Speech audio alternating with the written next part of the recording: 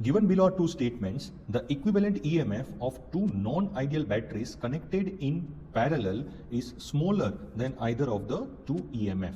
तो यहाँ जो है हमें ये दिया है कि अगर दो बैटरी को हमने पैरेलल में कनेक्ट किया है तो इसका जो इक्विवेलेंट EMF है वो दोनों से कम आएगा। तो फर्स्ट उसको वेरीफाई करते हैं क्या सच में ऐसा है। तो हम क्या करते हैं, दो बैटरी को एज्यूम करते हैं। Let us assume two batteries are connected in parallel. Okay, so ये जो है हमारे पास दो बैटरीज है, राइट। ये जो बैटरीज है हमने इसको पैरेलल में कनेक्ट किया है, दोनों का इंटरनल रेजिस्टेंस वगैरह सब कुछ है, राइट। तो ये जो है E1, ये है R1, ये है E2, ये है R2। और लेट अस एज्यूम जो E1 है वो ग्रेटर देन E2 है।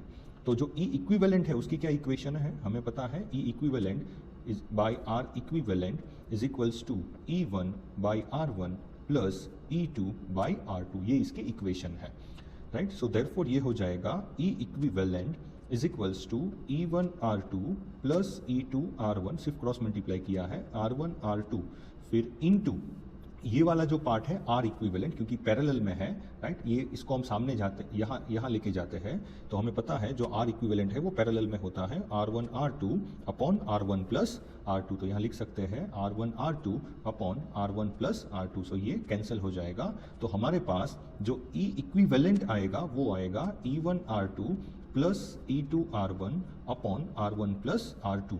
तो अभी हम इसको वेरीफाई कैसे करेंगे, तो हम एज्यूम करते हैं कि हमारे पास जो है वो E1 जो है वो 5 वोल्ट है और इसका जो इंटरनल रेजिस्टेंस है वो 2 है, और E2 है वो 3 वोल्ट है और इसका जो इंटरनल रेजिस्टेंस है वो 1 है। आप कोई भी नंबर लेके वेरीफाई कर सकते हैं।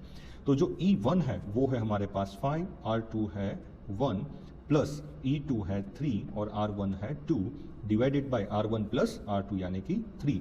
इसको सॉल्व करिए, ये आएगा 5 इंटू 1 प्लस 3 इंटू 2 यानी 11 बाई 3 यानी कि 3.6।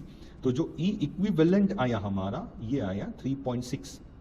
तो ये जो 3.6 है ये E1 से कम है और ये E इक्विवेलेंट है वो E2 से बड़ा है। इसका मतलब ये जो नंबर आएगा ये इन दोनों के बीच का आएगा।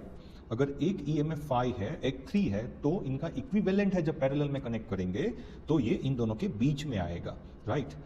किसी के नजदीक भी हो सकता है, राइट, लेकिन दोनों से कम तो नहीं आएगा। इसका मतलब जो स्टेटमेंट 1 है वो इनकरेक्ट है।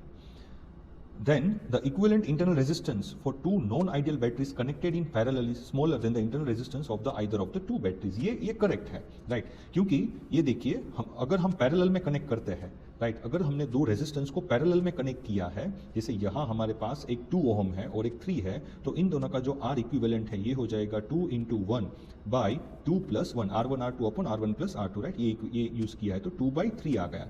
अभी 2/3 है वो दोनों से छोटा है, 1 और 2 दोनों से छोटा है, राइट। तो जो स्टेटमेंट 2 है वो करेक्ट है। क्या दिया है, the equivalent internal resistance of two non ideal batteries connected in parallel is smaller. तो जो रेजिस्टेंस है, राइट, वो दोनों से स्मॉल आएगा, smaller than the internal resistance of the either. तो स्टेटमेंट 2 करेक्ट है। तो स्टेटमेंट 1 फॉल्स है, राइट, एंड स्टेटमेंट 2 है वो ट्रू है। तो ऑप्शन 4 इज करेक्ट।